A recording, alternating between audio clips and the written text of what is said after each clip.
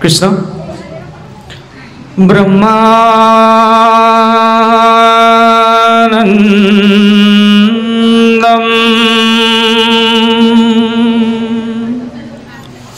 পরম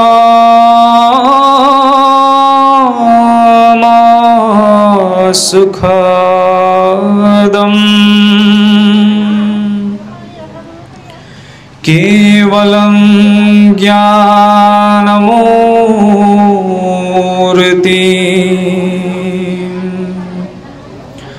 দ্বন্দ্বাতীতম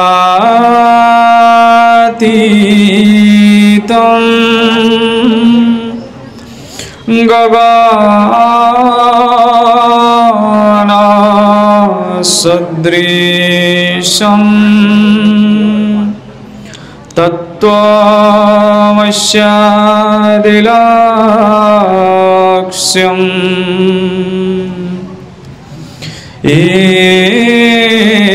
একং নিত্যম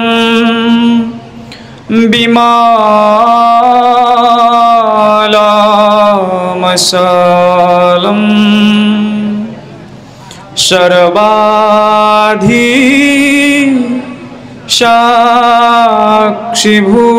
সাক্ষিভূতম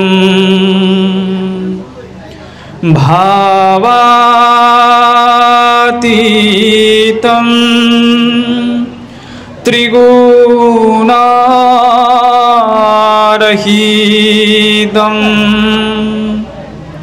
সদ্গুরুম তম নমামি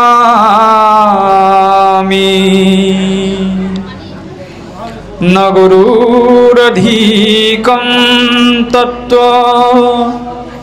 ন গুরুরধিকম তপ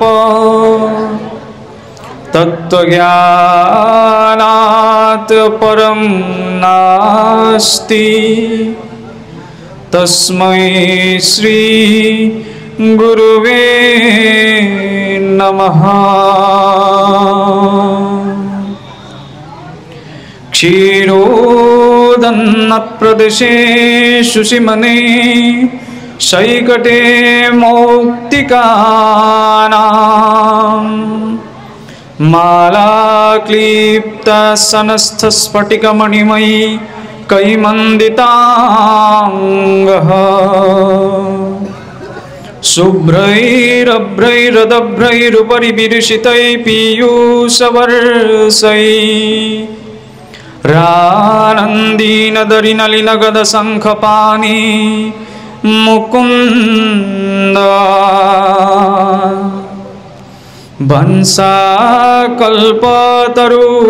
वंशाकल्पतरुर्यस्य कृपा सिन्धु स एव स पतितानां पावनेभ्यो वैष्णवेभ्यो नमो नमः। शुक महामुनि की पद कमला पुनि पुनि करो प्रणाम। श्रीमद्भागवत कथा करो सुजान विराम। श्रीमद्भागवत कथा करो सुजान अविराम। कृष्ण प्रथमते निज गुरु परम गुरु परमेष्टि गुरु समन्वित भक्त हृदय निकुंज मंदिराधीश्वर साक्षात मनमथ स्वरूप जिजने तापत्रयर विनाशकर्ता এই জগতৰ সৃষ্টি স্থিতি আৰু প্ৰলয়ৰ গৰাকী কালকৃত বস্তুকৃত দেশকৃত স্বগত ভেদাতীত পৰিচ্ছেদ শূন্য ঈশ্বৰ প্ৰভু শ্ৰী গোবিন্দৰ ধ্বজবজব অংকুশ বংগজাবৃত অৰুণ চৰণত সেৱা অৰ্পণ কৰাৰ লগতে সমস্ত জনৰ চৰণত সেৱা জনোৱা হৈছে। আজি এই অনুষ্ঠানত আমি নিজৰ কথা ৰাখিবলৈ যোৱাৰ আগমুহূৰ্তত আৰু এটি কথা প্ৰকাশ কৰিব লাগিব যে আপোনাৰ খবৰ সমাজত আপোনাৰ খবৰ মাজত এই মাধুৰ্যৰ লগতে আমাতকৈ বয়সতো জ্যেষ্ঠ জ্ঞানতো জ্যেষ্ঠ আপোনাৰ খবৰে পৰিচিত আৰু এজন শ্ৰীমদ ভাগৱতৰ কথাকাৰ বা সুন্দৰ ভগৱত বক্তা আমাৰ অতি শ্ৰদ্ধাৰ ভূপেন বৰদলৈ ডাঙৰীয়া উপস্থিত আছে তেওঁৰ সম্বোধনটো আমি সুকীয়াকৈ কৰিছোঁ কাৰণ বাকি সকলো এফালে আৰু ভগৱন্তৰ ভক্তিৰ কথাখিনি এফালে নহয়নে গতিকে বাৰু যাই হওক সমস্তজনৰ চৰণত আমি সেৱা জনাই আমি আমাৰ কথা ৰাখিবলৈ আগবাঢ়িছোঁ আপোনাৰ সবে এইটো নাভাবিব যে আপোনাৰ খবৰ সন্মুখত বহি এই যোৰহাটৰ পৰা অহা মাধুৰ্যই আপোনাৰ খবৰ সন্মুখত শ্ৰীমদ ভাগৱতৰ ব্যাখ্যা কৰিব কিয়নো শ্ৰীমদ ভাগৱতৰ ব্যাখ্যা কৰাটো আমাৰ দৰে সাধাৰণ মনুষ্যৰ পক্ষে সম্ভৱ নহয় তেতিয়াহ'লে আমি কিয় মান্তি হলো আমি ব্যাখ্যা কৰিবলৈ মান্তি হোৱা নাই আমি মাত্ৰ গৃহস্থৰ নিমন্ত্ৰণ ৰক্ষা কৰি মাত্ৰ নিজৰ বুদ্ধিৰে গুৰুৰ আজ্ঞাত যি ঢুকি পোৱা গৈছে তাৰ আধাৰতে আমি মাত্ৰ আপোনাৰ খবৰ আগত দুটা মিনিট কথা উপস্থাপন কৰিম ব্যাখ্যা এইভাৱেই সম্ভৱ নহয় বুলি কৈছোঁ কাৰণ শ্ৰীমদ ভাগৱতৰ ব্যাখ্যা ইতিমধ্যে সম্পূৰ্ণ হৈ আছে সকলোৱে জানে যে শ্ৰীমদ ভাগৱত আদিতে মাত্ৰ 4টি শ্লোকতহে আছিল চতুশ্লোকী ভাগৱত বুলি যাক কোৱা হয় আৰু এই কথাও সকলোৰে বুদ্ধিগম্যতাত আছে যে যেতিয়া সৃষ্টি নাছিল সৃষ্টিখন ৰচনাই হোৱা নাছিল তেতিয়া সকলো এক ব্ৰহ্ম অদ্বৈত ব্ৰহ্মতে সন্নিবিষ্ট হৈ আছিল সদৈৱ সৌম্য ইদমগ্ৰ আছিল একমেৱ দ্বিতীয়ম অদ্বৈত স্বৰূপ ব্ৰহ্মতে সমস্ত জ্ঞান সকলো জীৱ ভগৱন্তৰ তিনিটি শক্তি আছে তটস্থ শক্তি বহিৰংগা শক্তি আৰু অন্তৰংগা শক্তি তটস্থ শক্তি হৈছে জীৱসকল বহিৰংগা শক্তি হৈছে মায়া অন্তৰংগা শক্তি হৈছে লক্ষ্মী বা ৰাধা আহ্লাদিনী শক্তি এই ত্ৰিশক্তিৰ মাধ্যমেৰে ভগৱন্তই লীলা বিস্তাৰ কৰে আৰু যেতিয়া জগত সৃষ্টি হোৱা নাছিল সেই অব্যক্ত স্বৰূপ একমাত্ৰ ভগৱন্ততে এই ত্ৰিশক্তি সুপ্ত হৈ আছিল আৰু যেতিয়া ভগৱন্তই সৃষ্টিৰ সংকল্প প্ৰকাশ কৰিলে শ্ৰীমদ ভাগৱতৰ 3য় স্কন্ধত সেইখিনি সুন্দৰ ৰূপত বৰ্ণনা পোৱা যায় সেই ভগৱন্তৰ সংকল্পৰ লগে লগে যেতিয়া সৃষ্টি প্ৰকট হ'ল লগে লগে তাত জ্ঞানো প্ৰকট হ'ল আৰু সেই জ্ঞানকে অভিহিত কৰা হ'ল বেদ বুলি ক'লে কেৱল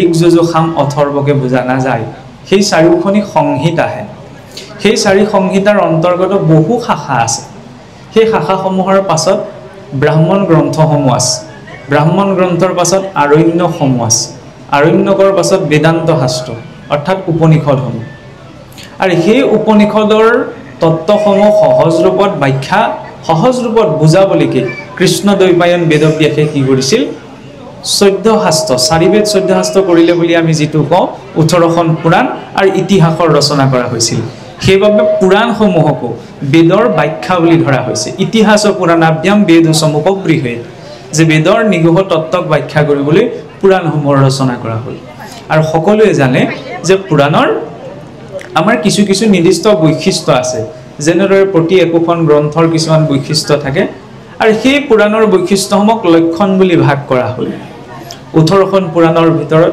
কোনোবা এখন পুৰাণত 3টি লক্ষণ কোনোবা এখন পুৰাণত 5টি লক্ষণ এনেদৰে বিভিন্ন 18খন পুৰাণ ৰচনা হ'ল তাৰ লগে লগে 18খন উপপুৰাণো ৰচনা হ'ল কিন্তু পুৰাণসমূহত থাকিব লগা সেই 10টি লক্ষণ সেই 10টি লক্ষণ সন্নিবিষ্ট কৰি এভাগ পুৰাণ ৰচনা হ'ল যাৰ বিষয়ে আপোনালোক সমস্তজনে জানে শ্ৰীমদ ভাগৱত পুৰাণ সেইভাবে শ্ৰীমদ ভাগৱত মহাপুৰাণক সূৰ্য পুৰাণ বা আটাইতকৈ শ্ৰেষ্ঠ পুৰাণ বুলি কোৱা হয় কাৰণ পুৰাণত থাকিবলগীয়া 10টি লক্ষণ সৰ্গ অৰ্থাৎ ঈশ্বৰৰ প্ৰাকৃত সৃষ্টি ঈশ্বৰে কেনেদৰে সৃষ্টিখন নিৰ্মাণ কৰিলে ইয়াত তত্ত্বসমূহৰ প্ৰকট কেনেদৰে হ'ল সেই সৰ্গ নামৰ লক্ষণটোৰ কথা ভাগৱতত আছে বিসৰ্গ ঈশ্বৰৰ বৈকৃত সৃষ্টি সেই তত্ত্বসমূহৰ পাছত জীৱগুণৰ প্ৰকট কেনে হ'ল বিভিন্ন প্ৰকাৰৰ যোনি 84 লক্ষ প্ৰকাৰৰ যোনি কেনেদৰে বিকাশ হ'ল সেই বিষয়ে ভাগৱতত আছে সৰ্গ বিসৰ্গ স্থিতি জগত ক'ত স্থিত হৈ আছে আগতে আমি সাধু কথা শুনিবলৈ পাইছিল যে পৃথিৱীখন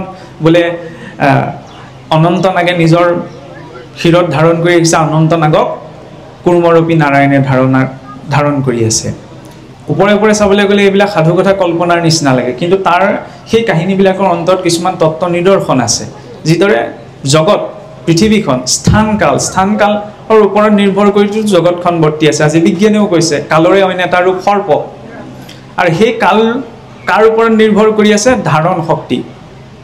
সেইবাবে আমাৰ আসনখনকো আধাৰ শক্তিয়ে নম বুলি বহা হয় নহয় নে? আধাৰ শক্তিৰ ওপৰত নিৰ্ভৰ কৰি আসনত থকা তলৰ কাছতো সেই আধাৰ শক্তিকে বুজায়। কিছুসকলে ধৈৰ্য বুলি কয়, সেইটো ধাৰণা সম্পৰ্কত ভিন্ন হ'ব পাৰে, কিন্তু মূল দৰ্শন একেটাই। কাৰণ য'ত আধাৰ শক্তি আছে তাৰ ওপৰত কাল আছে, আৰু কাল স্থান আৰু কালৰ ওপৰত সৃষ্টি বৰ্তি আছে, নহয়নে? আৰু এই যে দশুতিৰ লক্ষণৰ কথা ক'বলৈ গৈ সৰ্গ বিসৰ্গৰ কথা আহিলে, স্থিতিৰ কথা আহিলে, উটি সৃষ্টিৰ আদিৰে পৰা বৰ্তমানলৈকে কি প্ৰক্ৰিয়াৰে সৃষ্টিখন বৰ্তি আছে সেই বিষয়ে আছে ভাগৱতত। মনন্তৰ 14জন মনুৰ শাসনকাল ভেদে সৃষ্টিৰ লীলাসমূহ ভিন্ন ভিন্ন হয়। মনুৰ শাসনকাল সাপেক্ষে কি কি কৰ্ম ঈশ্বৰে সম্পাদন কৰে এইখন জগতত, সেই বিষয়ে আছে ভাগৱতত। ঈশানু কথা সহজ ৰূপত ভাগৱত বুলি ক'লে ভাগৱত শব্দটিৰ অৰ্থই বিভিন্নজন পণ্ডিতে বিভিন্ন ব্যাখ্যা কৰিছে, নহয়নে? সেই সকলো শুদ্ধ, কিন্তু সহজ ৰূপত ভাগৱত মানে কি? ভগৱানস্য লীলা কীৰ্তনমিদম ভাগৱতম, য'ত ভগৱন্তৰ লীলা বৰ্ণনা কৰা হৈছে। আৰু ভগৱান বুলি যেনেকৈ ধৰি লওক আমি ঈশ্বৰ বুলি কোনো শ্ৰেষ্ঠ লোককো কওঁ, কিন্তু প্ৰকৃততে ভগৱান শব্দটোৰ প্ৰয়োগ কৰাৰ মূল যিটো তাৎপৰ্য সেইটো একমাত্ৰ কৃষ্ণৰ ক্ষেত্ৰতহে প্ৰযোজ্য হয়। কিয়? কাৰণ ঐশ্বৰীয় সমগ্ৰস্য বীৰস্য য়স্য সেৱা জ্ঞান বৈৰাগ্য যা শৈৱ সন্নম ভগৈতিংগন। ভগৱান বুলি আমি যাকে তাকে নকওঁ নহয়। ভগৱান বুলি ক'বলৈ হ'লে ঐশ্বৰ্য, প্ৰেম, কৰোণা, জ্ঞান, বৈৰাগ্য, শক্তি, এই ছটি ঐশ্বৰ্য পূৰ্ণ ৰূপত থাকিব লাগিব, তেওঁক ভগৱান বুলি কোৱা হৈছে। আৰু সেইজনৰ প্ৰকাশ শ্ৰীমদ ভাগৱতে কি বুলি কৈছে? কৃষ্ণ বুলি। হ'ব পাৰে কৃষ্ণচোন দেখিবলৈ আমাৰ মানুহৰ নিচিনা দুখন হাত দুটা ভৰি থকা, এইটো মানুহে কল্পনা কৰিলোঁ আৰু এনেও কিছুসকলে কয়, নহয়নে? কিন্তু সেইটো কথা অশুদ্ধ, কাৰণ আমি সহজতেই গাঁৱতে কওঁ বোলে বাপেক পুতেকৰ নিচিনা, পুতেক বাপেকৰ নিচিনা বুলি কওঁ নে বাপেক পুতেকৰ নিচিনা? মানে পিতৃৰ গুণ বৈশিষ্ট্য পুত্ৰৰ জৰিয়তে প্ৰকাশ পায়, পুত্ৰৰ গুণ বৈশিষ্ট্য পিতৃৰ জৰিয়তে প্ৰকাশ নাপায়। পিতৃৰো পিতৃ মহাপিতৃ গুণ ভগৱন্ত কৃষ্ণ অহম বীৰ্যস্পিত পিতা, সকলো জীৱৰে বীৰ্যত এটা পিতৃস্বৰূপ আছে ভগৱন্ত কৃষ্ণ, তেওঁ সৃষ্টি নিৰ্মাণ কৰিছে। সেইবাবে সকলো জীৱ শৰীৰৰ ভিতৰত শ্ৰেষ্ঠ ৰূপত তেওঁৰ এই শৰীৰটো তেওঁৰ অনুৰূপত সৃষ্টি কৰিলে। ভগৱন্ত কৃষ্ণও দ্বিভুজ, সেইবাবে মনুষ্য শৰীৰটো দ্বিভুজ। অন্য শৰীৰতো ঈশ্বৰক পাব পাৰি, এনে নহয় যে অন্য জীৱবিলাকে কি ঈশ্বৰক পাব নোৱাৰি, পাব পাৰে, কিন্তু দুৰ্লভ। মনুষ্য শৰীৰত সেই বিশেষত্বটো আছে, মনুষ্য বিবেকৰ অধিকাৰী হয়, যে 84 লাখ জনী পাৰ কৰি পেলাই জীৱই চিন্তা কৰি সেই ঈশ্বৰক প্ৰাপ্ত কৰিব পাৰে বা ঈশ্বৰৰ ওচৰলৈ উভতিব পাৰে। সেইবাবে ইয়াত ঈশানু কথা সন্নিৱিষ্ট হৈছে। সেই ঈশ্বৰৰ কথা জানিলে কি হ'ব? আমাক কি লাগে? আমাক লাগে মুক্তি, হয়নে? পোনপ্ৰথমতে ভক্তি মাৰ্গত এইটো ক'ব পাৰেচোন, মহাপুৰুষ মাধৱদেৱ গুৰুজনাইচোন ঘোষাৰ আৰম্ভণিতে কৈছে যে মুক্তিটো নিস্পৃহ যিটো সেহি ভকত কোনো মোৰ অসময় মাগুহু ভগতি। আমাৰ কি হয়, আমি ভক্তি মাৰ্গলৈ আহি আমি পটককৈ কৈ দিওঁ প্ৰভু আমাক মুক্তিকো নালাগে। এই প্ৰাৰ্থনাটো কিন্তু আপুনি মই কৰিব নোৱাৰোঁ। শুনিবলৈ অদ্ভুত হ'ব পাৰে, মহাপুৰুষে লিখি থৈ গৈছে, মহাপুৰুষৰ লিখনিটো ভুল হ'ব নোৱাৰে, কিন্তু সেই স্থিতিটো পোৱাৰ পাছত আমি ক'ব পাৰোঁ যে আমাক মুক্তি নালাগে। প্ৰথমতে মুক্তিৰ অধিকাৰী হ'ব লাগিব, নহয়নে? মুক্তিৰ অধিকাৰী নোহোৱাকৈ যদি আমি কওঁ যে প্ৰভু মোক মুক্তিকো নালাগে, তেতিয়াহ'লে সেইটোক ত্যাগ বুলি গ্ৰহণ কৰা যাব জানো?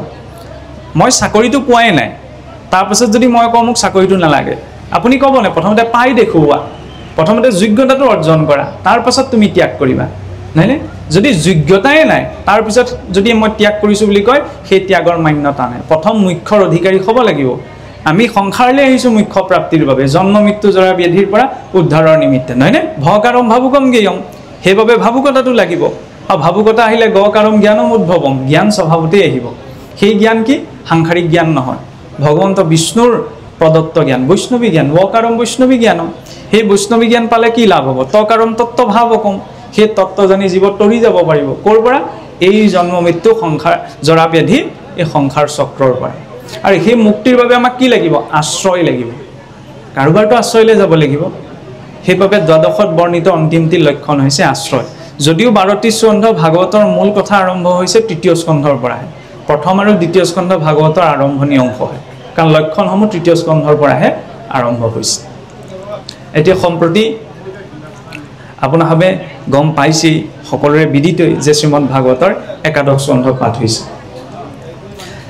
শ্ৰীমদ ভাগৱতৰ একাদশ স্কন্ধৰ আটাইতকৈ সুকীয়া এটা লক্ষণ হৈছে কি, আমি সকলোৱে জানো যে শ্ৰীমদ ভাগৱতৰ মূল স্কন্ধ হিচাপত দশমৰ বিশেষ মান্যতা এটি আছে।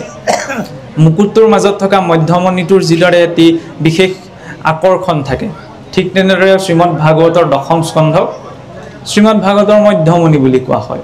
কিয়? ভাগৱতৰ আৰম্ভণিৰ পৰা শেষলৈকে বৰ্ণিত যিমানবিলাক ঈশ্বৰৰ লীলা আছে, সেই লীলাবিলাক মৰ্ত লোকৰ সৈতে সম্পৰ্কিত। কিন্তু দশমত বৰ্ণিত যিসমূহ লীলা, সেইসমূহ লীলা কেৱল মৰ্তৰে লীলা নহয়, সেইসমূহ হৈছে গোলোক বৈকুণ্ঠৰ লীলা। যেনেদৰে আমি ক'ৰবাত লৈ গ'লে নিজৰ পৰিয়ালটোৰ লগত লৈ যাবলৈ চেষ্টা কৰোঁ বা নিজৰ যাৱতীয় বস্তুখিনিও, যেতিয়া ভগৱন্ত কৃষ্ণ নিজেই আহিছে, তেতিয়াহ'লে নিজৰ গোলোক ধামত থকা সমস্ত পাৰিষদ ঐশ্বৰ্য বিভূতিসকল লৈ পেলাই এই ধামলৈ আহিছে। বৃন্দাবন, গোবৰ্ধন, গোপীসকল এইখন জগতৰ অংশ নহয়, সেইসমূহ হৈছে গোলোকৰ কিছুমান বিশেষ বিশেষ স্থান। সেই গোলোকৰ কথা আমি ধাৰণা ক'ৰ পৰা লাভ কৰিব পাৰোঁ? আমাৰ নামঘৰত স্থাপন কৰা সিংহাসন ভাগৰ পৰা। সপ্ত বৈকুণ্ঠৰ আৰ্হি মহাপুৰুষে কম ডাঙৰ চিন্তা কৰিলেনে? আজিলৈকে ইমান চিন্তা পৃথিৱীৰ কোনো কোণত হোৱাই নাই যে 14খন ব্ৰহ্মাণ্ডৰ বাহিৰত থকা এখন ব্ৰহ্মাণ্ডৰ আৰ্হি আনি আপোনাক মোক দিলে। আমি আছোঁ পৃথিৱীতে, পৃথিৱীকে ধৰি আমাৰ 9টি গ্ৰহেৰে সৌৰজগতটি গঠিত। এনেকুৱা হাজাৰ হাজাৰ সৌৰজগত লগ লাগি আমাৰ ভূমণ্ডল গঠিত, ভূলোক গঠিত। ভূলোকৰ তলত অতল, বিতল, সুতল, তলাতল, ৰসাতল, পাতাল। ভূলোকৰ ঊৰ্ধত ভূলোক, সুৰলোক, মহলোক, জনলোক, তপলোক, সত্যলোক। হাতে হাতে মিলি 14খন ভুৱন আছে। 14খন ভুৱনৰ ওপৰত মায়াৰ এটা আৱৰণ আছে। সেই মায়াৰ আৱৰণটোৰ অধিষ্ঠাত্ৰী হৈছে দেৱী দুৰ্গা। দুৰ্গা নামটো ক'ৰ পৰা আহিছে? দুৰ্গৰ পৰা। এইখন জগতত যি সৃষ্টি হৈছে সকলো মায়াৰ অধীন। নাৰায়ণে প্ৰথম সৃষ্টিৰ সংকল্প কৰাৰ পাছতে কাক প্ৰকট কৰে? মহামায়া, সেই দেৱী দুৰ্গা, যাৰ জৰিয়তে এই সৃষ্টিখন নিৰ্মাণ কৰে। ভগৱন্ত প্ৰত্যক্ষ মায়াৰ সংস্পৰ্শলৈ যিহেতু নাহে, সেইবাবে এই জগতখন এটা সময়ত সৃষ্টি হয়, এটা সময়ত নষ্ট হৈ যায়। নাৰদদেৱে প্ৰথম স্কন্ধতে আহি ব্যাসদেৱক অকণমান গালি পৰাৰ কাৰণো এইটোৱেই। ব্যাসদেৱে বিভিন্ন ধৰণৰ উপাসনাৰ জৰিয়তে বিভিন্ন বিষয় বা পদ প্ৰাপ্তিৰ মাৰ্গৰ কথা কৈছিল, নহয়নে? এনেকুৱা কিছুমান উপাসনাও আছে যিবিলাক উপাসনা কৰি জীৱই ইন্দ্ৰ পদটো বাদেই দিয়ক, ব্ৰহ্মাৰ পদো পাব পাৰে। কিন্তু ব্যাসদেৱৰ মনটো তেতিয়া অশান্ত হৈ আছিল। কিয়? নাৰদদেৱে আহি তেতিয়া কৈছিল যে হে ব্যাসদেৱ, তুমি জীৱসকলে ব্ৰহ্মাপদ পোৱাৰ পথটো দেখুৱালে ঠিকেই আছে, কিন্তু ব্ৰহ্মাপদ পোৱাৰ পাছতো কি হ'ব? সেই পথটো পোৱাৰ পাছত যেতিয়া ভোগ কৰি কৰি পুণ্য শেষ হ'ব, আকৌতো ইয়ালৈকে আহিব লাগিব। তাতোতকৈ তুমি 14 ভুৱনৰ পৰা উদ্ধাৰ হৈ যোৱাৰ মাৰ্গটোৰ কথাত বেছি গুৰুত্বতা কিয় নিদিলা? সেইবাবে তোমাৰ মনটো অশান্ত হৈ আছে। ভাগৱত আৰম্ভণি সেইখিনিতে। জীৱই নিজৰ জীৱনটোত যেতিয়ালৈকে ঠেকা নাখায়, কোনোবাই আৰু কৈ থাকিলেও ভকতি অহা সম্ভৱ নহয়। ভকতি কোনোবাই কৈ দিলে, মই খোলাকৈ কৈছোঁ, জ্যেষ্ঠসমৰ সন্মুখত আচলতে আমাৰ মুখৰ পৰা এইখিনি কথা শোভা নিদিয়ে কোনো ফালৰ কথা, কিন্তু পৰিস্থিতিত বাধ্য কৰি প্ৰকাশ কৰা হৈছে। আৰু মই শৰণ ভজন ল'লোঁ বুলি যে মোৰ ভক্তি বাঢ়িব, জৰুৰী নহয়। মই শাস্ত্ৰ কথা জানিলোঁ বুলি যে মোৰ ভক্তি থাকিব, সেইটোও জৰুৰী নহয়। মই অনুষ্ঠানলৈ গ'লোঁ, ধৰ্ম অনুষ্ঠানৰ সৈতে জড়িত হৈছোঁ, তেতিয়াও যে মোৰ ভক্তি থাকিব, জৰুৰী নহয়। তাৰ বিপৰীতে কিন্তু শাস্ত্ৰ কথা নজনাকৈও, ধৰ্ম অনুষ্ঠানৰ সৈতে জড়িত নোহোৱাকৈও ভক্তি কৰিব পৰা যায়, যদিহে অন্তৰত সমৰ্পণ ভাৱটো আছে। কাৰণ এইবিলাক হৈছে বহুমুখী ধাৰা, ভক্তি হৈছে অন্তৰ্মুখী ধাৰা। ভক্তি কৰিবলৈ হ'লে সঁচা আমি অন্তৰ্মুখী হ'ব লাগিব, যে কি বিচাৰিছোঁ, কি লাগেনো আমাক, ঈশ্বৰৰ ওচৰত সমৰ্পণটো আহিছেনে নাই অহা? ঈশ্বৰৰ প্ৰতি ইমান সমৰ্পণ। চাওকচোন, আমি যে ক'বলৈ বেয়া লাগে আৰু, কিন্তু ধৰি লওক আমাৰ সচৰাচৰ কেতিয়াবা কি হয়, ঘপককৈ আমাৰ ভুলতে বেয়া মাতটো ওলাই যায়। কিন্তু ক'ৰবাত শুনিবলৈ পাইছেনে বোলে ভুলতে কৃষ্ণ বুলি ওলাই গ'ল, ভুলতে ৰাম বুলি ওলাই গ'ল? ক'তো শুনিবলৈ নাপায়। ভুলতে আমাৰ ঘপককৈ বেয়া বা অশুভনীয় শব্দ এটা ওলাই যায়। সমস্যাটো সেইখিনিত। ভক্তি কৰিবলৈ আমাক ঢেৰ জ্ঞানৰ প্ৰয়োজন নাই, মাত্ৰ সৰু সৰু দৰ্শন কিছুমান, সৰু সৰু কথা কিছুমান। যিজনা ঈশ্বৰে নাৰদদেৱক ব্ৰহ্মাদেৱে পঠাইছিল যে এইখন মৰ্ততে যত যিমান শ্ৰেষ্ঠ সাধনা কৰে, সকলো লোকে এই পৃথিৱীৰ পৰাই সাধনা কৰে। কোনোবাই ইয়াত সাধনা কৰি অসুৰো হৈছে, কোনোবাই ইয়াত সাধনা কৰি দেৱতাও হৈছে। গতিকে তুমি যোৱাচোন, যোৱা মৰ্ত ভ্ৰমণ কৰিবলৈ যোৱা, তাত আটাইতকৈ ডাঙৰ যিটো বিশেষ কথা তুমি দেখি থৈ, আটাইতকৈ আশ্চৰ্যকৰ যিটো ঘটনা দেখাগৈ, সেইটো আহি মোক ক'বা। আহি নাৰদদেৱ আহিলে, সকলো ভ্ৰমণ কৰিলে, তীৰ্থ ভ্ৰমণ কৰিলে, বিভিন্ন স্থান, বেয়াতকৈও বেয়া স্থানলৈও গৈ দৰ্শন কৰিলেগৈ যে তাতনো কিনো অশুভ হৈ আছে। গৈ পেলাই ব্ৰহ্মাদেৱৰ ওচৰত উপস্থিত হ'ল। ব্ৰহ্মাদেৱে সুধিলে যে হে নাৰদ, তুমি মৰ্তত গৈ, ভূলোকত গৈ আটাইতকৈ আশ্চৰ্যকৰ ঘটনা কি দেখিলা? তেতিয়া নাৰদদেৱে কৈছিল যে সুলভম ভগৱন নাম জিহ্বে সবসৱৰ্তিনী তথাপি নৰকম য়ান্তি কিমাচৰ্য হৈতুকম যে হে পিতামহ এইখন পৃথিৱীত এইখন ভূলোকত ইয়াতকৈ আৰু ডাঙৰ আশ্চৰ্যকৰ নাই বুলি কি আশ্চৰ্য ভগৱন্তৰ পৰম মংগল নাম জিভাৰ আগত সুলভ হোৱাৰ পাছতো যদি সেই জীৱন নৰকগামী হৈছে তাতোতকৈ আৰু একো আশ্চৰ্যকৰ হ'ব নোৱাৰে যে নামৰ জৰিয়তে এতিয়া কৃষ্ণ বুলি কৈ দিলে ৰাম বুলি কৈলে ভগৱন্তক পোৱা যায় নি ভগৱন্তক পোৱা যায় কিন্তু এইটো অৰ্থও নহয় যে কৃষ্ণ কৃষ্ণ কৈ থাকিলে মই ভগৱন্তক পাব পাৰিম অকণমান মই উদাহৰণৰ বাবে বেলেগ এটি প্ৰসংগ টানি আনিছোঁ স্বামী বিবেকানন্দৰ নাম সকলোৱে শুনিছে মই ভাগৱত ভাগ সেইকাৰণেই মেলি লোৱা নাই কাৰণ মানুহৰ কথা ক'বলৈ যাওঁতে বিভিন্ন প্ৰসংগ টানি আনিব লাগিব মেলি লৈ মই সেইখিনি প্ৰসংগ টানি আনিলে ভাগৱতত আগপিছ কৰা কথা থাকিব নহ'লে গতিকে মই এনেকৈ ৰাখিয়ে কথাখিনি ৰাখিছোঁ ৰামকৃষ্ণ পৰমহংসৰ ওচৰলৈ গৈ এবাৰ স্বামী বিবেকানন্দ প্ৰথমতে তেওঁ ঈশ্বৰত বিশ্বাসী নাছিল গৈ পেলাই ক'লে যে আপুনি ইমান ভগৱান ভগৱান কৈ আছে ভগৱানক দেখুৱাই দিয়ক তেতিয়া ৰামকৃষ্ণ পৰমহংসই ক'লে বোলে তুমি প্ৰথম এমাহৰ বাবে ইমান সংখ্যক মালা জপ কৰা তাত ঈশ্বৰৰ নাম জপ কৰা ইমান সংখ্যক জপ কৰিলে তুমি ঈশ্বৰক অনুভৱ কৰিব পাৰিবা স্বামী বিবেকানন্দে নিষ্ঠা সহকাৰে মালা জপ কৰিলে নিৰ্দিষ্ট সংখ্যক নাম পাৰ হ'ল তাৰপিছত এমাহ পাৰ হৈ গ'ল তেওঁ ঈশ্বৰৰ একো অনুভৱ কৰাটো বাদেই দিয়ক সপোনতো নাহিলে তেতিয়া গৈ গুৰুক মানে আপত্তি জনালেগৈ যে আপুনিচোন কৈছিলে এমাহৰ ভিতৰত মোৰ ঈশ্বৰ অনুভৱ হ'ব বুলি মই ইমান সংখ্যক নিষ্ঠা সহকাৰে ধুনীয়াকৈ ঈশ্বৰৰ নাম জপ কৰিলোঁ কিন্তু ঈশ্বৰচোন অনুভৱ নহয় বোলে প্ৰথম সেইটো তুমি এই নামৰ উচ্চাৰণৰ যেতিয়া তোমাৰ অন্তৰখন নিৰ্মল হ'ল বুলি এতিয়া তুমি ইমান সংখ্যক নাম জপ কৰিব লাগিব তেতিয়া তুমি ঈশ্বৰক পাবা তাৰপিছতো তেওঁ সংখ্যা বঢ়াই দিলে তাৰপিছতো তেওঁ সেই মতে নাম জপ কৰিলে ৰামকৃষ্ণ পৰমহংসৰ ওচৰলৈ তাৰপিছত আকৌ আহি ক'লেচোন ক'তা আপুনি প্ৰথমতে অন্তৰ্শুদ্ধি বুলি ক'লে মই মানি ল'লোঁ এতিয়া ক'লে এতিয়াও মোৰ অনুভৱ নহ'ল নহয় এতিয়া বোলে মনটো তোমাৰ স্থিৰ হ'বলৈ মই ক'লোঁ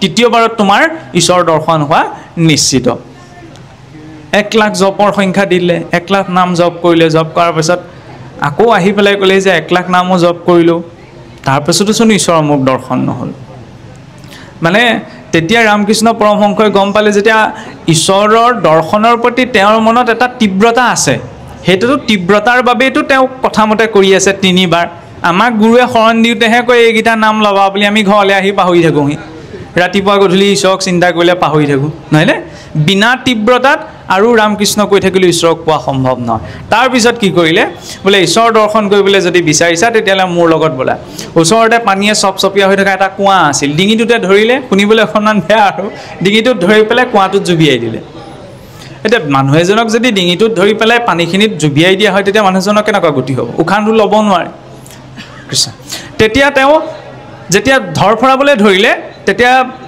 ৰামকৃষ্ণ পৰমহংসই লাহেকৈ স্বামী বিবেকানন্দক মূৰটো খেৰি ডিঙিটো পানীৰ পৰা তুলি আনিলে তেতিয়া স্বামী বিবেকানন্দক সুধিলে তোমাক যেতিয়া মই তোমাৰ এই ডিঙিটোত ধৰি পেলাই পানীত ডুবিয়াই ৰাখিছিলোঁ তেতিয়া তোমাৰ মনলৈ কি আহিছিল বাৰু তেতিয়া কৈছিল বোলে কি কথা সুধিছে গুৰুদেৱ মই কেনেকৈ উশাহ ল'ব পাৰোঁ সেইটোৱে চিন্তা আহিছিল সেইটোৱে চোৱা বুলি যেতিয়ালৈকে ভগৱন্তক প্ৰাপ্তিৰ বাবে এই তীব্ৰতাটো মানুহৰ মনত নাহে তেতিয়ালৈকে ভগৱন্তক পোৱা সম্ভৱ নহয় লাগিলে আমি যি উপাসনাই নকৰোঁ কিয় কাৰণ আমি আমাৰ উপাসনা পদ্ধতিৰ তীব্ৰতাটোৱেহে ভক্তজনক ঈশ্বৰক কাষ চপায় তীব্ৰতাটো তাত থাকিব লাগিব কিন্তু গতানুগতিক সোমালোঁ সেৱা কৰিলোঁ ক'লোঁ আৰু ঘোষা গালোঁ কীৰ্তন গালোঁ ভাগৱত পঢ়িলোঁ কিন্তু যদি তেওঁৰ প্ৰতিটো ধ্যানটোৱেই যদি নাথাকে তেতিয়াহ'লে জানো আমি পাব পাৰিম হয়নে সেইকাৰণে আমাৰ গুৰুৱে কি কৰে ভগৱন্তৰ নাম দিয়াৰ লগে লগে ভগৱন্তৰ ধ্যানৰ বিধিওটো দিয়ে কীৰ্তনৰ আমি ধ্যান বৰ্ণনাটো যদি চাওঁ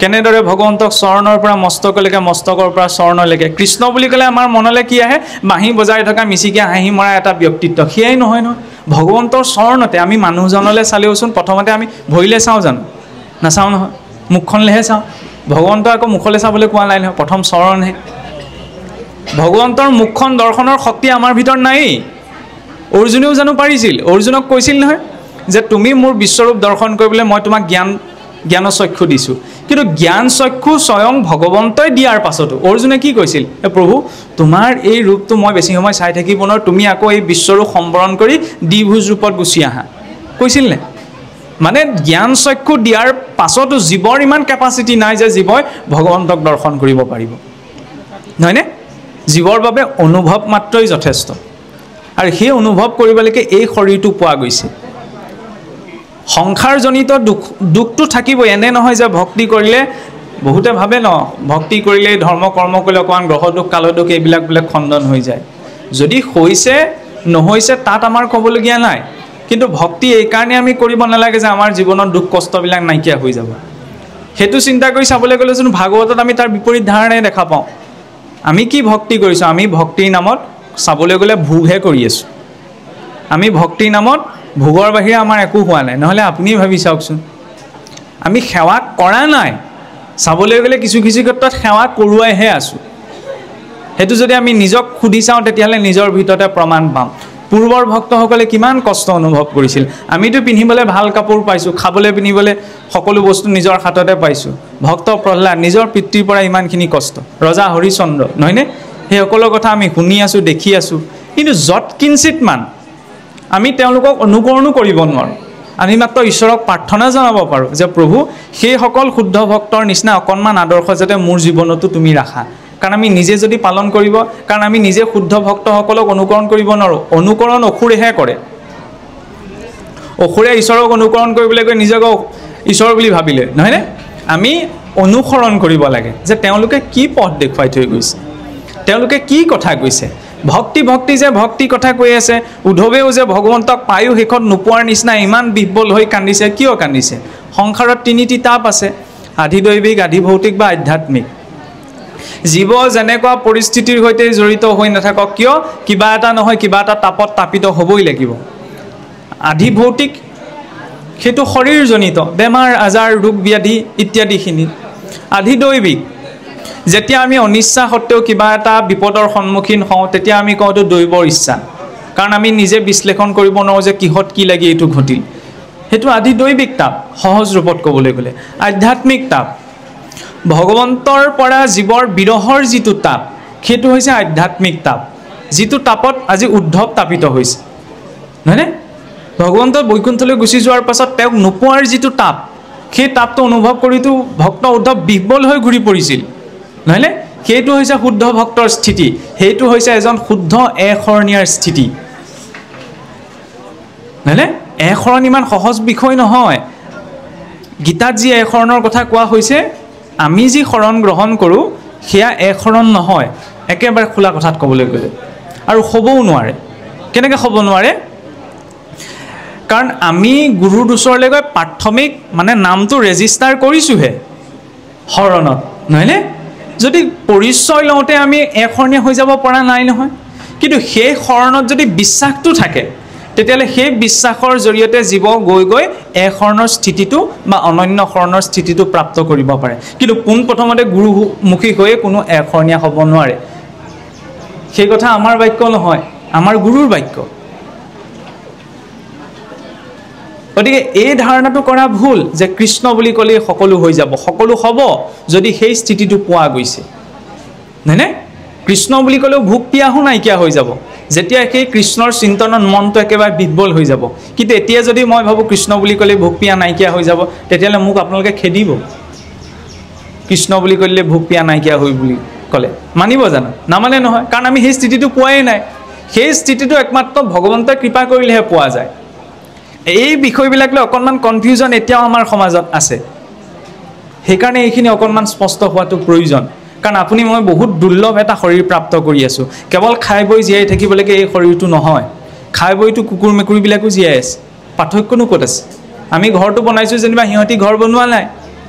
সিহঁতে যিটো ডালত পৰিছে সেইটোকে নিজৰ বুলি কোৱা নাই, আমি আকৌ যিটোকে লৈছোঁ সেইটো নিজৰ বুলি কৈছোঁ, নহয়নে? আমাতকৈ আৰু অহংকাৰী কোন আছে? অহংকাৰৰ সীমা হৈছে মনুষ্য। সেইকাৰণে ই সহজে ঈশ্বৰক পাব নোৱাৰে। কোনোবাই আমাৰ মনত ভুলকৈ সোমোৱাই দিলে যে ভক্তি কৰাটো আটাইতকৈ সহজ। চাওকচোন, ভক্তি কৰাটো কেনেকৈ সহজ? জ্ঞান কৰ্ম মাৰ্গতকৈও কিন্তু ভক্তি কঠিন, ইমান সহজ নহয়। সকলোৱে আমি ভক্তি কৰিবলৈ অধিকাৰী নহওঁ নহয়। কম ডাঙৰ কথানে? ইমানখিনি সহিব লগা হৈছে ভক্তসকলে। বিপ্ৰ দামোদৰ হওক, ভক্ত প্ৰহ্লাদ হওক, ভক্ত ধ্ৰুৱ হওক, ইমান নিষ্ঠা ঈশ্বৰৰ প্ৰতি। আমাৰ জানো ইমান নিষ্ঠা ঈশ্বৰৰ প্ৰতি আমি বিকাশ কৰিব পাৰিছোঁ? নাই পৰা। তেওঁৰ কৃপাতহে সম্ভৱ। মই ইচ্ছা কৰিলে তেওঁৰ ভক্তি কৰিব নোৱাৰোঁ। ভগৱন্তই নিজৰে উক্তি, মনুষ্যানাম সহস্ৰেষু কশ্চিৎ য়ততি সিদ্ধেত য়ততামপি সিদ্ধানাম কশ্চিৎ মনাংদেতি তত্ত্বতঃ। সহস্ৰজনৰ ভিতৰত এজনেহে মাত্ৰ তেওঁক পাব পাৰে, তাকো আংশিক ৰূপত। এই তটস্থ শক্তিস্বৰূপ জীৱসকল আদিতে সেই গোলোক বৈকুণ্ঠতেই আছিল 14 ভুৱনৰ ঊৰ্ধ্বত কাৰ স্থান আছে বৈকুণ্ঠৰ স্থান সেই বৈকুণ্ঠত কোনো স্থান কাল মায়াৰ প্ৰভাৱ নাই কেতিয়াও সৃষ্টি হোৱা নাই কেতিয়াও নষ্ট নহয় কিন্তু 14 ভুৱন ব্ৰহ্মা বহি থকা সত্যলোকৰ পৰা পাতাললৈকে এটা সময়ত সৃষ্টি হৈছে এটা সময়ত নষ্ট হৈ যাব কিন্তু বৈকুণ্ঠৰ কেতিয়াও প্ৰলয় নাই সেই গোলোকত আচৰিত লীলাসমূহ হৈছে দশমৰ লীলা কিন্তু সেই দশমতকৈ একাদশৰ বিশেষত্ব কি একাদশত শ্ৰীমন ভাগৱতত আলোচনা হোৱা ভক্তিৰ সমস্ত উপদেশ সংক্ষিপ্ত ৰূপত ভক্ত উদ্ধৱক ভগৱন্ত কৃষ্ণই প্ৰদান কৰি গৈছে কাৰ বাবে ভক্ত উদ্ধৱক জানো উপদেশ দিয়াৰ প্ৰয়োজন আছিল চাবলৈ গ'লে ভগৱন্তকচোন তেওঁ পালেই পোৱাৰ পিছত আকৌ উপদেশৰ কি প্ৰয়োজন থাকে পৰীক্ষাটো পাছ কৰাৰ পিছত আকৌ পঢ়িবলৈ বুলি নাথাকে নহয় তেওঁ পৰীক্ষা পাছ কৰিলে ভগৱন্তক পালেই সেইটোৱেতো লক্ষ্য উদ্ধৱক দিয়াৰ জৰিয়তে সমগ্ৰ মানৱ কুলৰ বাবে বা মনুষ্য কুলৰ বাবে কিয় দিয়াৰ প্ৰয়োজনীয়তা হ'ল কাৰণ আমি পাহৰি থাকিলোঁ নিজৰ ঘৰখনৰ কথা এইখন আমাৰ আলহী ঘৰহে বাকীবিলাকলৈ বাদ দিয়কচোন যিটো শৰীৰত আপুনি মই আশ্ৰয় কৰি আছোঁ এইটোতো ধাৰত লোৱা বস্তু এটা এটা পৰমাণু উভতাই দিব লাগিব নহয়নে তৃতীয়ত বৰ সুন্দৰ প্ৰসংগ এতিয়া আহে যেতিয়া আমি এতিয়া খেতিৰ দিন নহয় জানো খেতিৰ দিনত আমি বীজ সিঁচি থৈ আহোঁগৈ বীজ সিঁচি থৈ আহিলে ধৰি লওক ঠেলাখনতে বা পাচিতে এপাচি কৰি লৈ গ'ল বীজ সিঁচিলে সময়ত সি এডৰা হয় নহয়নে সেই এডৰাৰ পৰা ধান হ'ল ধানক ধান দাই আনিলে চাউলখিনি সংগ্ৰহ হ'ল চাউলক ৰান্ধিলে অন্নমুঠি হ'ল অন্নমুঠি খোৱাৰ লগে লগে কি হ'ল অন্নৰ পৰা ৰসৰ পৰা ৰক্তৰ পৰা মাংসৰ পৰা মেদৰ পৰা অস্থিৰ পাছত মজ্জাৰ পাছত পুৰুষৰ শৰীৰত বীৰ্য বা শুক্ৰ স্ত্ৰী শৰীৰত স্থিৰজ সেই পুৰুষৰ বীৰ্য বা স্ত্ৰী শুক্ৰ যেতিয়া একেলগ হয় তেতিয়া গৰ্ভ উৎপত্তি হয় প্ৰথম মাহ হোৱাৰ লগে লগে জীৱৰ মস্তক আৰু ভৰি অংশ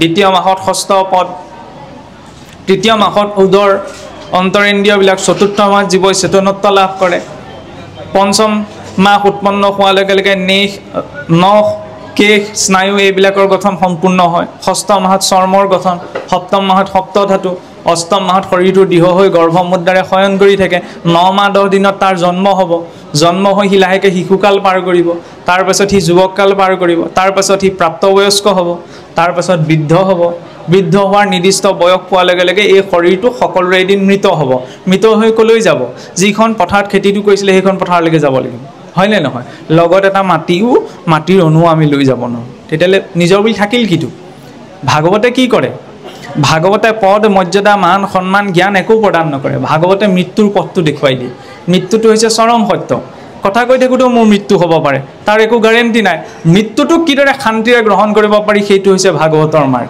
কাৰণ ভাগৱতে একো পৰিৱৰ্তন নকৰে ৰজা পৰীক্ষিতৰ মৃত্যু পৰিৱৰ্তন কৰা নাই কিন্তু সেই মৃত্যুৰ প্ৰতি দৃষ্টিকোণটো পৰিৱৰ্তন কৰি দিলে যাৰ বাবে জীৱনৰ আটাইতকৈ চৰম বেয়া পৰিস্থিতিটো ৰজা পৰীক্ষিতে আনন্দ মনেৰে গ্ৰহণ কৰিব পাৰিলে সেই ধনাত্মক চিন্তাটো ঈশ্বৰৰ প্ৰেৰণাত জীৱৰ অন্তৰত ঈশ্বৰে প্ৰস্ফুটিত কৰাই দিয়ে ভক্তিয়ে সেইটো দিয়ে ভক্তিয়ে সেই স্থিতিটো দিয়ে যে জীৱনত যিকোনো বিচলিত নোহোৱাকৈ থকা সময়খিনি সুন্দৰভাৱে পাৰ হয় কাৰ মাধ্যমেদি ঈশ্বৰ চিন্তনৰ জৰিয়তে কাৰণ জীৱসকল যেতিয়া আদিতে গোলোকত আছিল গোলোকত থাকোঁতে ভগৱন্তৰ সৈতে একেলগেই আছিল কিন্তু যেতিয়া ভগৱন্তৰ বিভিন্ন লীলা দেখি পেলাই জীৱসকলে ক'লে যে প্ৰভু তুমি উপভোগ কৰিলে নহয় আমাকো উপভোগৰ সুবিধা অকণমান দিয়া তেতিয়া সেই উপভোগৰ বা ভোগৰ ধাৰণা উৎপত্তি হোৱাৰ বাবে জীৱসকলক সংসাৰলৈ পঠিয়াই দিয়া হৈছিল জীৱসকল সংসাৰলৈ আহিলে কিন্তু সংসাৰৰ ওপৰত যিটো মায়াৰ আৱৰণ আছে সেইটো পাৰ কৰি থৈ অহাৰ কাৰণে নিজৰ ঘৰখনৰ কথা পাহৰি থাকিলে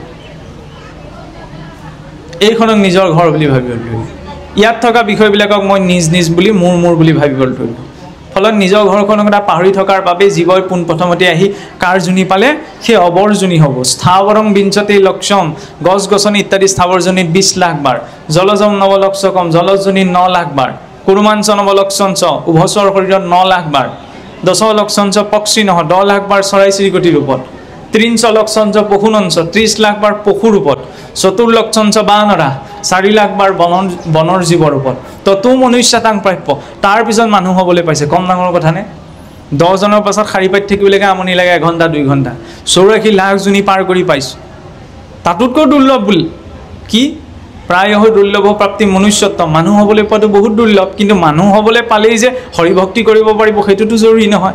সেইবাবে তাতোতকৈ দুৰ্লভ বুলি কি কোৱা হৈছে? মুমুক্ষত্বম, যে মানুহ হৈ যি মুখ্যৰ কথা চিন্তা কৰিছে। মানুহ হৈ যদি খাই বৈ থকাকেইটা দিন খাব লাগে, জীয়াই থাকিব লাগে, এইটো পশুৰ চিন্তা, পশুৱে এইটো চিন্তা কৰে খাই বৈ জীয়াই থকাটো, নহয়নে? তাৰ কাৰণে পশুজৰ আমিতো নিজকে পশুতুল্য বুলি ক'বলৈ বেয়া পাওঁ, নহয়নে? পশুতুল্য বুলি ক'লেই যেতিয়া মই বেয়া পাওঁ, তেতিয়াহ'লে পশুৰ দৰে চিন্তা কৰিলে কেনেকৈ হ'ব? আমি এই শৰীৰটো পাইছোঁ মুখ্য প্ৰাপ্তিৰ বাবে, ইমান চোৱা পাৰ কৰি আহিলোঁ, পাৰ কৰি পেলাই মুক্তি লাগে এই চক্ৰটোৰ পৰা উদ্ধাৰৰ নিমিত্তে। কিন্তু সেই মুখ্য প্ৰাপ্তিতকৈ শ্ৰেষ্ঠ বুলি কাক কোৱা হৈছে? সজ্জনা নাম সংগতি, সজ্জনসকলৰ সংগ পোৱাটো বহুত দুৰ্লভ। ইচ্ছা কৰিলেও সজ্জন সংগ পাব পৰা নাযায়। এইটো নহয় যে মই ধৰ্মালোচনী সভা এখনলৈ গ'লোঁ, ধৰ্ম অনুষ্ঠানলৈ গ'লোঁ, তাত মই ঢেৰ ভকতক দেখা পালোঁ, সৎসংগ হৈ গ'ল, নহয়। সৎসংগৰ সংজ্ঞা ইমান সীমিত নহয়। সৎসংগ বুলি ক'লে সৎ ব্যক্তিজনৰ সংগকটো বুজাই, সেইটোতো ঠিকেই, তাৰ লগতে ভোজনতো সৎসংগ থাকিব লাগিব, ভোজনতো শুদ্ধতা থাকিব লাগিব। আমি এইটো ভবাটো ভুল। কিছুৱে কয়নে, মই ধৰি লওক মই নিজকেই যদি কৈছোঁ, মই নাখাবলগীয়া সোপাকে যদি সদায় খাই থাকোঁ, তাৰপৰা যদি মই ভকত সংগত ঘূৰি ফুৰোঁ, সেই সৎসংগ তৰাবনে নতৰাব? তৰাবনে বাৰু? আপুনি ভাবে কওকচোন। নিশ্চয়কৈ নতৰায়। তাৰ কাৰণে শাস্ত্ৰ যুক্তি লোৱাৰ প্ৰয়োজন নাই, আমি নিজেই ক'ব পাৰোঁ, নহয়নে? সৎসংগলৈ যাবলৈ মই নিজকে প্ৰস্তুত কৰিতো নিব লাগিব, তেতিয়াহে অন্তৰৰ পৰিৱৰ্তন হ'ব। মোৰ যদি ভাবেই নাই, শ্ৰদ্ধাই নাই, শব্দ ব্ৰহ্ম নিষ্ণাতু ন নিষ্ণাতু পচয়তি শ্ৰমন্তস্য শ্ৰুতফলম সব্যধেনু ৰক্ষিত, অৰ্থাৎ কেৱল শাস্ত্ৰৰ ব্যাখ্যা কৰাটো, কেৱল শাস্ত্ৰৰ পঠন কৰাটো, কেৱল শাস্ত্ৰৰ আবৃত্তি কৰাটোত কোনো অৰ্থ নাই, যেতিয়ালৈকে তাত শ্ৰদ্ধা আৰু সমৰ্পণ ভাৱটো যুক্ত নহয়। শ্ৰদ্ধা আৰু সমৰ্পণ ভাৱ অবিহনে বাজি গাই ৰখাৰ নিচিনা হয় শাস্ত্ৰ অধ্যয়ন, পঠন, কথন। বাজি গাইজনীয়ে যিদৰে গাখীৰো নিদিয়ে, পোৱালিও নিদিয়ে। গতিকে ময়ো যেনিবা ভাগৱতৰ আৰম্ভণিৰ পৰা শেষলৈকে গোটেই সোপা মোৰ মুখস্থ থাকিলে, হয়নে? গোটেই পথ একদম কোনেও ক'ব নোৱাৰে, কিন্তু সেয়াও ব্যৰ্থ যদি তাৰ প্ৰতি সমৰ্পণটো নাই, তাৰ প্ৰতি ভক্তি ভাৱটো নাই, নহয়নে? মই ইয়াত আহি আপোনাসৱৰ সন্মুখত খোলা কথা, আপোনাসৱৰ সন্মুখত মই ভক্তিৰ ওপৰত ঢেৰ কিবা কিবি কথা কৈছোঁ, মই ঘৰত কি কওঁ আপোনালোকে দেখিছে জানো? নাই দেখা নহয়। সেইটোতো ডাঙৰ সমস্যা। আজিকালি ভুৱা ডাক্তৰ ঢেৰ ওলাইছে নহয়। বেমাৰত পৰিলে ডক্তৰজন মানে সঁচা ডক্তৰ হয় নহয় চোৱাটো দায়িত্ব ৰোগীজনৰ। কিজানি ভুৱা ডক্তৰ ভুল দৰৱ দি দিলে পিছত নিজে বহিব লাগিব নহয়, নহয়নে? তেতিয়াহ'লে কি এইখন ক্ষেত্ৰত ভুৱা লোকসকল নাই নি? মইতো ভুৱাও হ'ব পাৰোঁ। ইয়াত ধুনীয়াকৈ ফুট চুট লৈ ধুতি চুৰিয়া পিন্ধি বহি আছোঁ, মই ঘৰত কেইবা ঈশ্বৰৰ নাম লৈ ইয়াত বহি থকা কোনেও নাই দেখা। সেইকাৰণে মই খোলাকৈ এইটো কথা ক'ব বিচাৰিছোঁ যে যাৰ আশ্ৰয় লৈ যোৱা গৈছে তেওঁক বিশ্লেষণ কৰাটো প্ৰয়োজন। তেওঁক বিশ্লেষণ কৰাৰ অৰ্থ এইটো নহয় যে তেওঁ গুণদোষবিলাক চাম, নহয়নে? তেওঁ ইয়াত আহি ভকত হৈ বহি আছে, তাতচোন ঈশ্বৰৰ নাম লৈ গুণদোষ চাবলৈ কোৱা নাই। নিজৰ আন্তৰিকভাৱে মই কিবা এটা কথা আপোনাৰ পৰা জানিব বিচাৰিছোঁ, নহয়নে? আপুনি সেই ক্ষেত্ৰত কিমান আছে সেইটোতো মই জানিব লাগিব, নহয়নে? আজি ভাগৱতৰ ক্ষেত্ৰত যদি ভাগৱতৰ সমাজৰ সৈতে জড়িত ভক্ত এজনে কিবা এটা কথা কয়, সেইটো মানি লোৱা যাব। কিন্তু যদি ভাগৱত কাহিনীও নেদেখা ব্যক্তি এজনে যদি ভাগৱতত নথকা নাভ্ৰুণ নাচুত কথা এটা কৈ দিয়ে, মানি ল'ম জানো আমি? নলওঁ। ঠিক তেনেদৰে সেই কথাটো চাব লাগিব যে তেওঁ জড়িত হয় নে নহয়। আৰু সেই উপাসনাটো নিজৰ ঘৰখনত গম পোৱা যায়। সমাজততো আমি বহুত কিবা কিবি কৰিব পাৰোঁ, কিন্তু প্ৰকৃততে নিজৰ দৈনন্দিন জীৱনত কি হৈছে সেইটোহে আচল কথা। অনুকূলত ভক্তি কৰাটো কোনো ডাঙৰ কথা নহয়, কাৰণ অনুকূলত ভক্তি মানে কি? মোকে মাতিলে কাৰণে আহিলোঁ, নমতাহেঁতেনতো ভুলতো নাহোঁ। গাড়ীয়ে আহিলোঁ, ধুনীয়াকৈ নমাই আনিলে, নমাই আনি বহিবলৈ ধুনীয়াকৈ দিছে সা সন্মানেৰে, নহয়নে? এয়া ভকতি নহয়, এয়া মই সেৱা কৰাইছোঁহে। আচল ভকতি কোনখিনিত ওলাব? মই উঠি যাওঁতে যদি উজুতি খাওঁতে মই পৰিবলৈ হয়, তেতিয়া মোৰ মুখৰ পৰা ৰাম ওলাই নে বেলেগ শব্দ এটা ওলাই, তেতিয়া ওলাব আচল ভকতি মোৰ কিমান আছে। ঘৰখনত থাকোঁতে কিবা এটা টানত পৰি ঈশ্বৰৰ চিন্তন কিমান শুদ্ধ ভাৱত হ'ব, তাৰ পৰা মোৰ ভক্তি স্পষ্ট হ'ব। তাৰ বাহিৰে মই আৰু ৰাম নাম লৈও লাভ নাই। যদি হ'লে প্ৰতিকূল পৰিস্থিতিত মই তেওঁক চিন্তা কৰিব পৰা নাই। গজেন্দ্ৰই প্ৰতিকূল পৰিস্থিতিত কৰিছিল, কিয় কৰিব পাৰিছিল? হাতীয়েনো স্তুতি কৰা সম্ভৱনে? আপুনি ভাবি চাওকচোন। আমি ভাবোঁ কি গজেন্দ্ৰই সেইখিনি সময়ত স্তুতি ৰচনা কৰি পেলাই গজেন্দ্ৰই ভগৱন্তক স্তুতি কৰিছিল। নহয়, গজেন্দ্ৰই সেইখিনি সময়ত স্তুতি ৰচনা কৰাই নাই। গজেন্দ্ৰই যিটো স্তুতিৰ আবৃত্তি কৰিছিল সেই স্তুতিটো হৈছে পূৰ্বতে ৰজা ইন্দ্ৰদ্যুম্নই সদায় ভগৱন্তক অৰ্চনা কৰি ব্যৱহাৰ কৰা স্তুতি। সেই স্তুতি গজেন্দ্ৰৰ সেইখিনি সময়ত মনত পৰিছিল। কিয় মনত পৰিছিল? পূৰ্বতে অভ্যাসটো আছিল কাৰণেহে। গজেন্দ্ৰই স্পষ্ট ৰূপত উচ্চাৰণ কৰা নাছিল। অন্তিম সময়ত যেতিয়া গৰুড়ৰ পিঠিত ভগৱন্ত উপস্থিত হোৱা দেখিলে তেতিয়া একেবাৰে শেষ শাৰীত কৈছে নাৰায়ণ অখিল হৰি বুলি।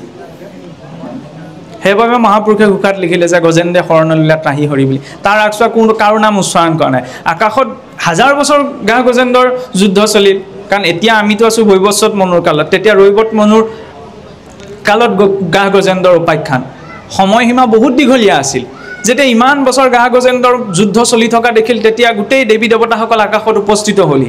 সকলোৱে নিজৰ মানে প্ৰায়ৰিটি লৈ বহি আছে যে গজেন্দ্ৰ মোৰ কথাই ক'ব, ময়ে যাম, আৰু সকলোৰে ভিতৰত যে ময়ে শ্ৰেষ্ঠ এইটো প্ৰতিপন্ন হ'ব। সকলো উপস্থিত হ'লহি, কিন্তু গজেন্দ্ৰই তাৰ আগমুহূৰ্তত নিজৰ স্তুতিটোত কাৰো নাম উল্লেখ কৰা নাই। তেওঁ মুঠতে কৈ গৈছে যে সকলোৰে অন্তৰত যিজন আছে তেওঁৱে মোক ৰক্ষা কৰকহি। এই জগতৰ সৃষ্টি স্থিতি যিজন প্ৰলয়ৰ গৰাকী তেওঁৱে মোক ৰক্ষা কৰকহি কৈ গৈছে। একেবাৰে অন্তিম পংক্তিটোত গজেন্দ্ৰই নাম উচ্চাৰণ কৰিছে ভগৱন্তৰ। আমাৰ অৱস্থাও সেই গজেন্দ্ৰৰ নিচিনাই হৈ আছে। মদমত্ত মনটো নহয় জানো, মায়াৰূপী গ্ৰাহে ধৰি আছে। এতিয়া আমি সুবৰ্ণ ফুলেই ছিঙিও নে গোলাপ ফুলেই ছিঙিও সেইটো নিজৰ কথা আৰু নিজৰ জীৱনত। খালি বিনা সমৰ্পণত সেই গজেন্দ্ৰয়ো ভগৱন্তক পোৱা নাই। ভক্তি মাৰ্গত এইটো নহয়, সেই গজেন্দ্ৰৰ উপাখ্যানেই প্ৰমাণ। ভক্তি কৰিলে কেতিয়াবা জীৱৰ অধোগতি হ'ব পাৰে, অধোগতি হ'ব পাৰে। ৰজা ইন্দ্ৰদ্যুম্ন ঈশ্বৰক চিন্তা কৰিহে বহি আছিল। ঋষি অগস্ত্য গৈ উপস্থিত হ'লগৈ, ভাবিলে এইজনে মোক ইমান মাতি আছোঁ, হাতীটোৰ দৰে আকৌ গপ ধৰি বহি আছে। সেইকাৰণে অভিশাপ দিয়া নাছিল জানো যে তুমি গজহৰিৰ প্ৰাপ্ত হোৱা? তেতিয়াহ'লে সাধাৰণ মানুহজনে ভাবিবই ভক্তি কৰি কি লাভ হ'ল? ঈশ্বৰকে চিন্তা কৰি বহি আছিল য'ত হাতী হৰিৰ ফালে। তাৰ পৰা কি দেখুৱাইছে? সংসাৰখনৰ প্ৰকৃতিটোৱে যিহেতু মায়াজনিত, কিবা কাৰণত জীৱৰ ভক্তি কৰা জীৱজনৰ কিবা অধোগতি হৈ যাব পাৰে, কিন্তু অধোগতি হোৱা জীৱটোৰো কেতিয়াও পতিত নহয় যদি তেওঁ যৎকিঞ্চিত ভক্তি আচৰণ কৰিছে। কাৰণ ৰজা ইন্দ্ৰদ্যুম্ন পতিত হোৱা নাই, সেই গজেন্দ্ৰ শৰীৰতো তেওঁ মুক্তিপ্ৰাপ্ত কৰিছে। সেইখিনিতে আৰু এটা কথা চাওকচোন, সেই গা গজেন্দ্ৰৰ উপাখ্যানতে গজেন্দ্ৰকতো ঈশ্বৰে বৈকুণ্ঠলৈ পঠালে, গ্ৰাহকতো পঠাব পাৰিছিল নহয়নে? গ্ৰাহকচোন স্বৰ্গলৈহে পঠালে। চাবলৈতো ভগৱন্তৰ দৰ্শন পাইছে, ভগৱন্তৰ চক্ৰৰ স্পৰ্শ পাইছে নহয়নে? গ্ৰাহেওতো মুক্তি পাব লাগিছিল, গ্ৰাহে মুক্তি পোৱা নাই। গ্ৰাহে অভিশাপৰ পৰা মুক্তি পাইছে কিন্তু সম্পূৰ্ণ মুক্তি পোৱা নাই। তেওঁ স্বস্থানেহে গমন কৰিছে, গন্ধৰ্ব লোকলৈ দেৱৰ লিখি অভিশপ্ত হোৱাৰ বাবে। কিয় পোৱা নাই? কাৰণ গ্ৰাহে মুক্তি বিচৰা নাছিল। গজেন্দ্ৰই ভক্তি সেইকাৰণে কৰিছিল যাতে তেওঁ মুক্তি পায়। গতিকে ঈশ্বৰৰ সন্মুখত উপস্থিত হ'লেও যেতিয়া ভক্তৰ অন্তৰত সেই ভাৱটো নোপজে, ঈশ্বৰে প্ৰত্যক্ষ ৰূপত প্ৰদান নকৰে। তাৰ দ্বিতীয় প্ৰমাণ সেই অজামিলো। আমি সকলোৱে জানো যে অজামিলে ভগৱন্তক চিন্তা কৰিলে, নাৰায়ণ বুলি তেওঁ কনিষ্ঠ পুত্ৰৰ নাম ল'লে। ভগৱন্তই ভাবিলে মোকে স্মৰণ কৰিছে, নিজৰ পাৰিষদসকলক পঠাই দিলে, যমদূতৰ হাতৰ পৰা উদ্ধাৰ কৰিলে, বৈকুণ্ঠলৈ লৈ গ'ল। কিন্তু তেতিয়া নাই নিয়া। যেতিয়া অজামিলৰ জীৱ ভগৱন্ত বিষ্ণুৰ পাৰিষদসকলে যমদূতৰ হাতৰ পৰা লৈ পুনৰ অজামিলৰ শৰীৰত স্থাপন কৰি বৈকুণ্ঠলৈ তেওঁলোক গুচি গ'ল। তাৰপিছত অজামিলৰ এইটো অনুতাপ অনুভৱ হৈছে যে যিজনা ঈশ্বৰক মই প্ৰত্যক্ষ ৰূপত স্মৰণ কৰাই নাছিলোঁ, সেইজনা ঈশ্বৰ মোৰ ওপৰত ইমান দয়াশীল যে তেওঁৰ পৰোক্ষ ভাৱত তেওঁৰ নামটো উচ্চাৰণ কৰিলতে ইমান কৃপা কৰিলে যে মোক যমদূতৰ হাতৰ পৰা উদ্ধাৰ কৰিলে, আৰু মই অধমে কি কৰিলোঁ? সেইজনা ঈশ্বৰক পৰিত্যাগ কৰি বিশ্বাত পতিত হৈ সকলো ধৰ্ম কৰ্ম পৰিত্যাগ কৰিলোঁ। এই অনুতাপটোত তেওঁ চুচৰি বাগৰি পেলাই গংগাৰ তীৰলৈ গৈছে ঘৰ এৰি। তাৰপিছত একান্তভাৱে ঈশ্বৰক চিন্তা কৰিছে। তেতিয়া শৰীৰ যেতিয়া পুনৰ অৱস হৈছে, আকৌ ভগৱন্তৰ পাৰিষদসকল হৈছে, তেতিয়া তেওঁক বৈকুণ্ঠলৈ লৈ গৈছে। যেতিয়ালৈকে নিজৰ কৰণীয়খিনিৰ প্ৰতি অনুতাপ অনুভৱ নহয়, সাক্ষাৎ বিষ্ণুদূত উপস্থিত হ'লেও কোনো জীৱই মুক্তি পোৱা সম্ভৱ নহয়। কাৰণ ভগৱন্তৰ দৰ্শন কৰিলে যে জীৱই মুক্তি পায় এই কথাটো কিন্তু ভুল। ভগৱন্তৰ দৰ্শন দুৰ্যোধন, দুঃশাসন, ৰাৱণ, কংস এইসোপাও পাইছিল, দৰ্শনৰ লগে লগে মুক্তি পোৱা নাই নহয়নে? যদি কৰ্মসমূহ শুদ্ধ হয় তেতিয়াহ'লে জীৱৰ ভাৱ নাহে। বিনা ভাৱত ভগৱন্তক পোৱাটো সম্ভৱ নহয়। ভাৱগ্ৰাহী জনাৰ্দনক ভগৱন্তনো বুটমা মগুমা খাবলৈ আপোনাৰ মোৰ ঘৰলৈ আহিব নি? কল খাবলৈ আহিব নি? নাহে। তেতিয়াহ'লে আমাৰ কিয় শৰাই ভাগ অৰ্পণ কৰে? ভক্তজনৰ সেইটো ভাৱ যে প্ৰভু তোমাক মই কি দিম। ভক্তজনে সেইবাবে ভাৱেৰে নৈবেদ্যৰ ঠগীখন ভগৱন্তৰ চৰণত অৰ্পণ কৰে, আৰু যেতিয়া ভাৱেৰে অৰ্পণ কৰে সেই ভাৱেৰে গ্ৰহণ কৰাৰ লগে লগে সেয়া প্ৰসাদ হৈ পৰে। তাৰ আগমুহূৰ্তত বুট মগু আছিল, শৰাইৰ পৰা অহাৰ লগে লগে সেয়া প্ৰসাদ হৈ পৰিল নহয়নে? কিহে পৰিৱৰ্তন কৰিলে ভাৱেৰে বিদুৰৰ পত্নীয়ে কলৰ বাকলিটোহে দিছিল ভগৱন্তই তাকো গ্ৰহণ কৰিলে দুৰ্যোধনৰ ৰাজপ্ৰসাদ আছিল ভগৱন্তই তাকো পৰিত্যাগ কৰিলে গতিকে য'ত ভাৱ আছে তাতহে ভগৱন্তৰ প্ৰকাশ হ'ব